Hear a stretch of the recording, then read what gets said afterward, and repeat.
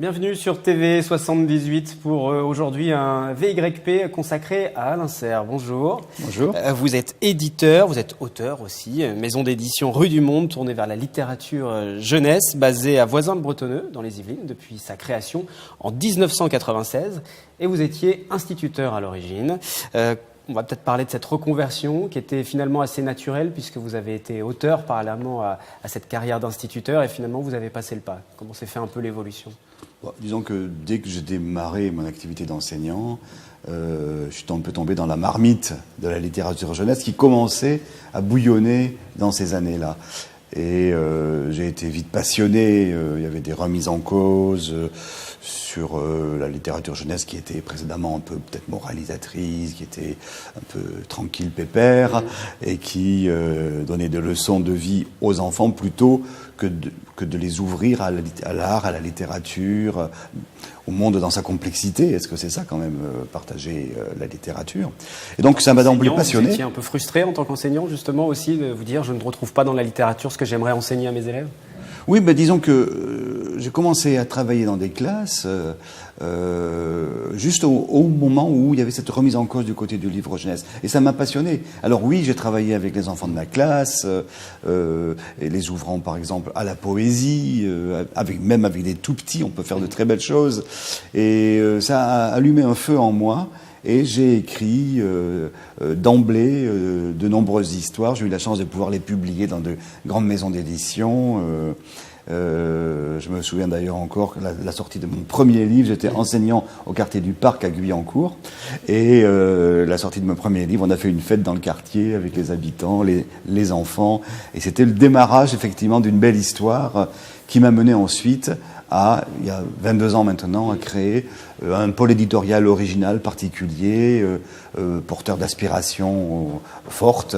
Et voilà, et tout ça, ça a nourri complètement ma vie et ma créativité. Et cette maison d'édition qui a plus de 20 ans maintenant vous occupe pleinement et vous serez présent une nouvelle fois au Salon du Livre Jeunesse à Montreuil du 28 novembre au 3 décembre. On peut peut-être aussi évoquer les nouveautés qui seront présentées cette année. Il y en a quelques-unes, vous nous les avez ramenées. Je vais en présenter quelques-unes. Il y a des temps forts, bien sûr, voilà. Comme par exemple celui-ci. C'est ainsi que nous habitons le monde avec cette grande illustratrice qui s'appelle Nathalie Novi, avec qui nous avons déjà beaucoup travaillé. Voilà, on s'est fait plaisir là. C'est un salut à la beauté naturelle et surtout on essaie de partager avec les enfants un regard sur l'unicité du vivant, plantes, animaux, humains. On est tous dans la même galère, sur la même planète. Et on le fait en associant des planches botaniques du 19e siècle que j'ai eu le bonheur de trouver, avec des images d'aujourd'hui créées par Nathalie Novi. Et ça fait un cocktail, bon, j'espère qu'il est plein de charme, mais surtout plein de souffle pour porter ce regard sur le monde naturel. Et j'espère qu'on embarque les enfants comme cela vers de nouveaux modes de vie en relation avec la nature et de nouveaux engagements pour protéger la planète.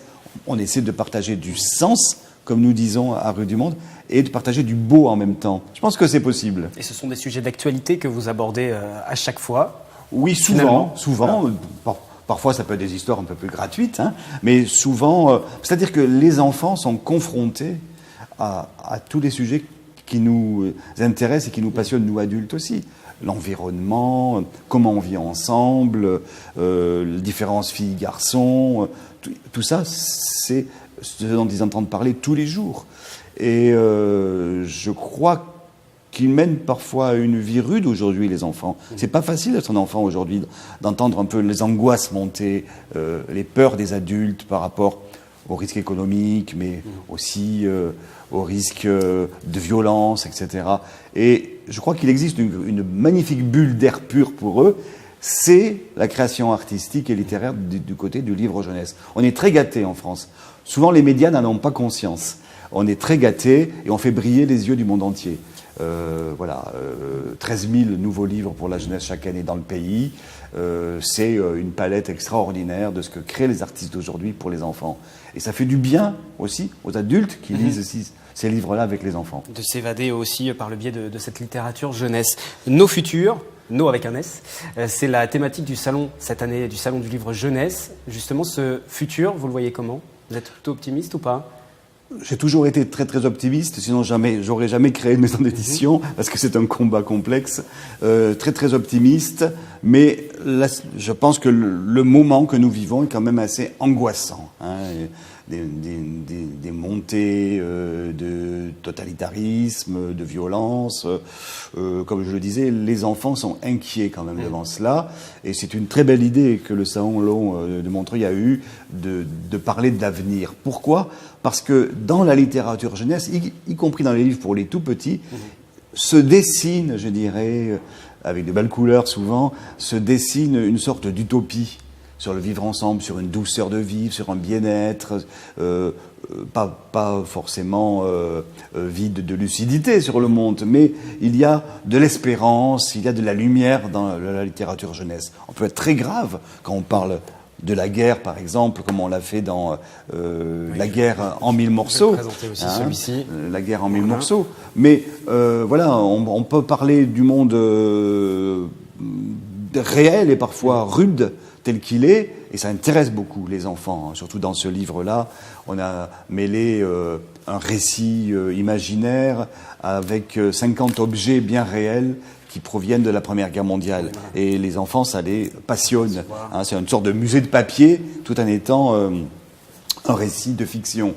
Donc on peut parler de tout cela, je crois, avec les enfants, du monde réel, mais c'est surtout, comme je disais, cette charge d'utopie qu'il y a dans la littérature jeunesse, qui leur parle de nos futurs communs et des choix que nous avons à faire.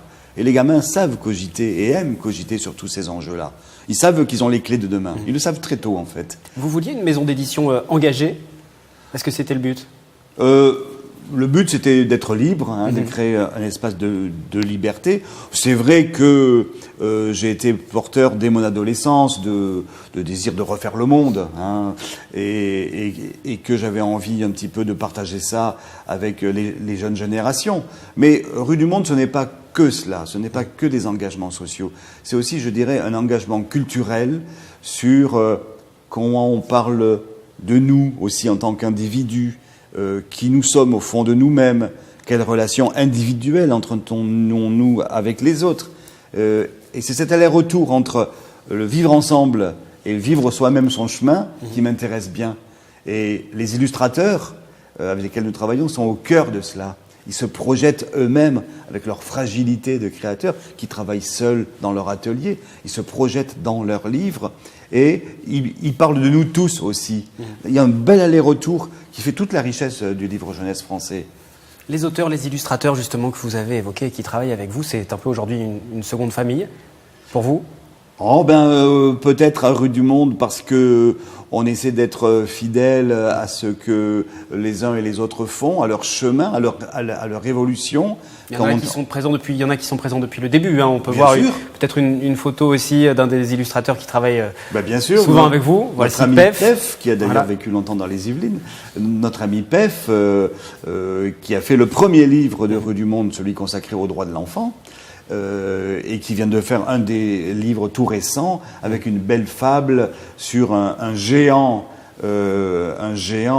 qui protège dans son oreille sa petite femme à l'abri du monde, mais elle va réussir à s'émanciper et quand ils seront de taille égale, à ce moment-là, ils vivront leur amour pleinement. Voilà, un beau récit de Pef sur les relations filles-garçons. Voilà. Et donc, voilà, on est fidèles tout à fait avec toute une équipe. Je dirais, il y a bien 20-30 auteurs et illustrateurs avec lesquels nous travaillons régulièrement, mais aussi, chaque année, de nouveaux venus. Et qui partagent tous la même volonté de vouloir refaire le monde. À leur manière. Je relisais une interview de vous, justement, et vous disiez que vous ne vous découragiez pas de vouloir refaire le monde. Oh, oui, bien alors après, le projet est devenu plus modeste, sûrement. Hein. Aujourd'hui, c'est tellement complexe. Mais au moins le refaire quelques instants dans les yeux des enfants, nourrir l'échange qu'ils peuvent avoir avec la famille autour de cette ambition-là, c'est toujours nécessaire. Hein. C'est cet air pur dont il nous faut tous nous nourrir. Hein. On va voir une autre affiche qui va être dévoilée pour la première fois. Parler d'engagement, justement. Vous nous en parlez un peu de cette affiche ? Oui, le Salon du Livre de Montreuil a pour thème le futur.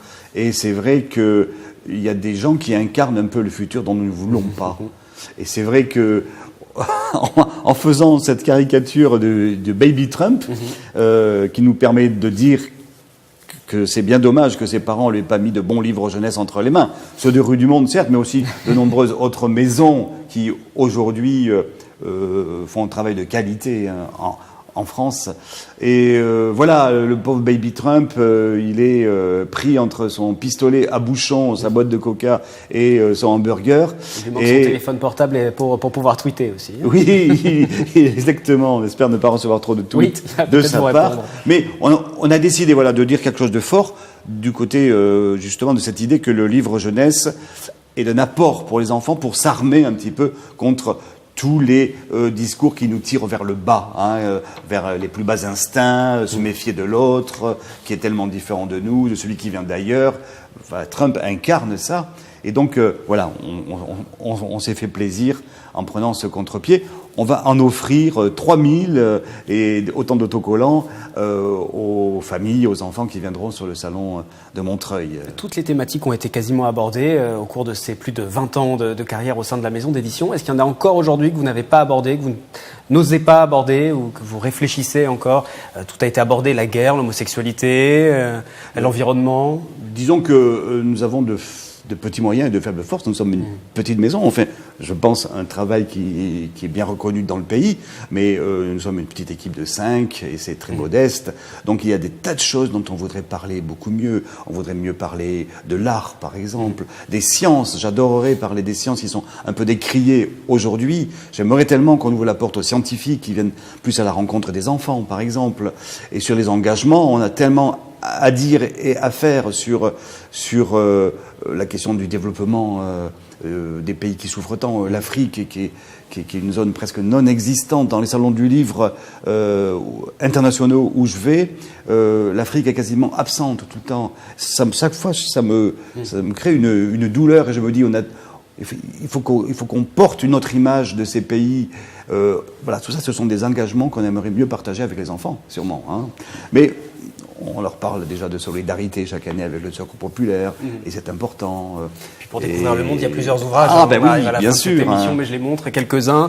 Ce livre autour des cartes, justement, réédition, augmenté, 60 pays qui sont présentés. Ah ben oui, c'est le best-seller de Rue du Monde, un best-seller mondial, 3 millions d'exemplaires tout autour de la planète. Il revient en librairie dans une nouvelle formule avec je dirais 50% de pays en plus, et 64 pays. Les enfants se régalent d'essayer de tout savoir sur la planète. Hein. Et puis, pour ceux qui ont des adolescentes à la maison, ce petit livre aussi, 4998 amis, référence aux réseaux sociaux, beaucoup d'amis virtuels. Tout à fait, voilà, c'est une jeune illustratrice, une nouvelle venue à Rue du Monde, qui a fait ce petit pamphlet, je dirais, dessiné, Ça démarre, le petit livre démarre avec 4998 amis, et bien sûr, de page en page, le nombre de vrais amis se resserre au fur et à mesure, forcément. Et voilà, et on finit sur le seul ami qui mérite vraiment une bonne relation, celui qui vient frapper à la porte de la maison et avec qui on partage un casse-croûte. Hashtag déconnecte un peu. Voilà, le message est passé pour les adolescents, les adultes aussi. Voilà. Merci beaucoup encore Alain Serre pour ce passage en plateau et puis félicitations une nouvelle fois pour ce travail que vous réalisez avec Rue du Monde. Merci à vous.